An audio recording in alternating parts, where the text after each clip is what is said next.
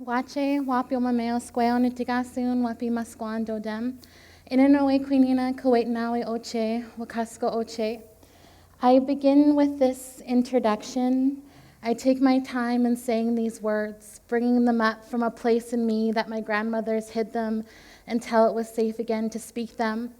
I roll them out over a tongue that doesn't recognize their taste because this form of sustenance was burned long before I was even a whispered prayer. These words cradle me. They cradle who I am and where I come from. They announce all my ancestors and all my descendants who stand with me together in this moment, and in this moment, and in this moment, gathered on my lips, waiting to be heard.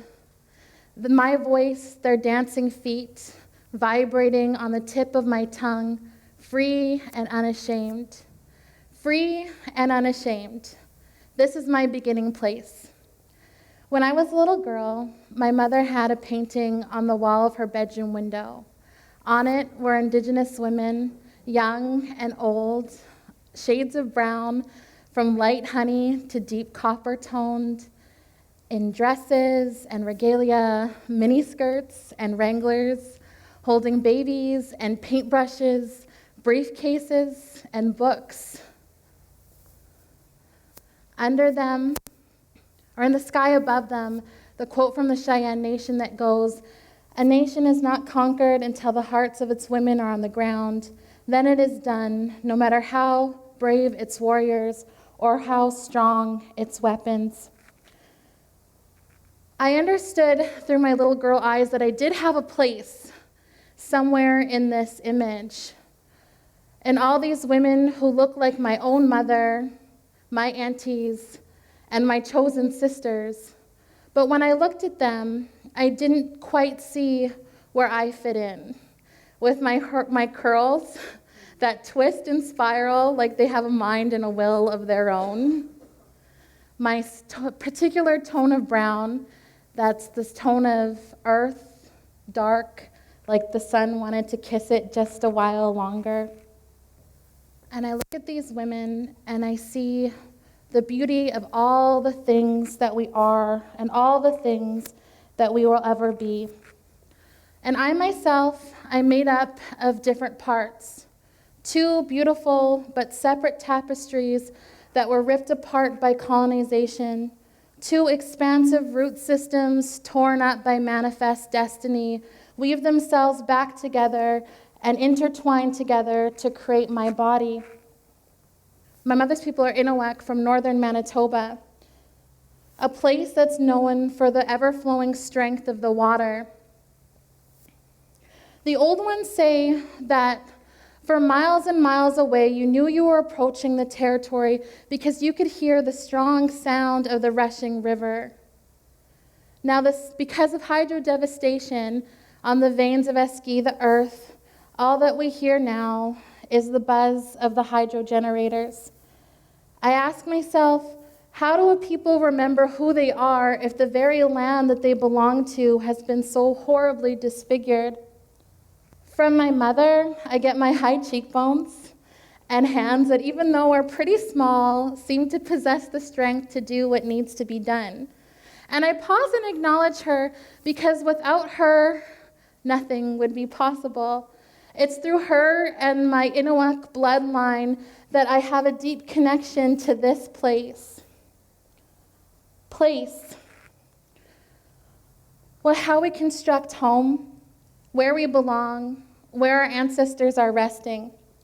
When I think about my place and my father's people, I feel a sense of deep sorrow. The parts of my flesh that carry his bloodline were ripped from the land that it belongs to. Like a newborn baby torn away from its placenta, my father's people struggled for life. I imagine that in these times, bodies ached for the earth, and that the earth ached for her stolen children. And any woman who's felt grief in this way will tell you that this is a wound that even time can't heal. I imagine she's still aching. Someday I'll go there and I'll introduce myself as her granddaughter. I'll take her in my hands, breathe her in, and we'll both wash in my tears. But until then, I'll write poetry about how it feels to love someone you've never met and to miss somewhere you've never seen.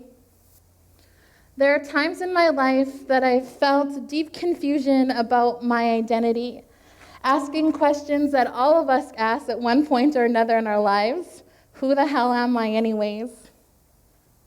With a mixed bloodline, half grounded here at home and the other half living in the diaspora, where do I belong? This search for identity doesn't make me special or unique in any way. In fact, I've never felt more human than sitting with the emotions that come with trying to figure it all out. I've gone from rejecting my paternal bloodline completely, mostly out of hurt and feeling abandoned, to insatiably, almost desperately seeking out the pieces of myself that are connected to it. I've cloaked myself in other people's expectations of me. I've chemically straightened my hair to bring myself just a little bit closer to a definition of beauty that was never written with women who look like me in mind. I've quietly gone to battle with myself many times, and I've refused the very people who struggled for survival just so that they could live on in my breath. Breath, proof of life, a right that has been made a privilege. I've never stopped to specifically consider breath until the words "I can't breathe" trickled down social media threads like blood from black and brown bodies on the pavement.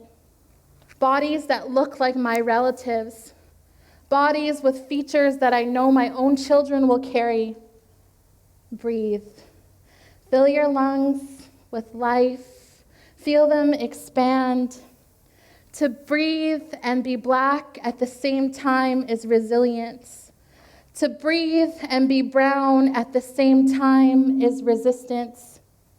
Sometimes the world sits so heavy on our chest, it feels like just to breathe takes all the energy that we have. With every scroll, we're shown another little sister swallowed whole by the streets that scar our mother and cover her screams, saying, "My daughter is sacred. My daughter is loved." We gather together on the banks of rivers and on the steps of buildings with names that hold the word justice, but where no justice is found, singing our morning songs. Hey-ya, hey-ya, hey-ya, hey-ya, hey-ya, hey-ya, hey-ya, hey-ya, hey-ya, hey-ya, hey-ya, hey-ya, hey-hey-hey. Hey-yo, hey-yo, hey-yo. Hey-yo, hey-yo, hey-yo, hey-yo. Hey-yo, hey-yo, hey-yo, hey-yo. Hey-ya, hey-ya, hey-hey-way. By now, these songs must be exhausted from the heavy work that they carry. At our fingertips are trigger warnings about triggers that never have any warnings, except don't ask questions, don't run, don't fight, and don't you dare press record. On our screens, we see endless rest in peace to the boys who are dealt death sentences for holding toys or having their hoods up or for getting a flat tire on a back prairie road where time is frozen and reels of old cowboy and Indian movies loop through people's consciousness. And we yell things like justice for Colton Bushy and no more stolen sisters. And our hearts collectively shatter, falling to pieces on the ground like Skittles from Mike Brown's lifeless hands onto the cement. Remember to breathe with me. Take a breath. Here, tonight, together, we're resisting.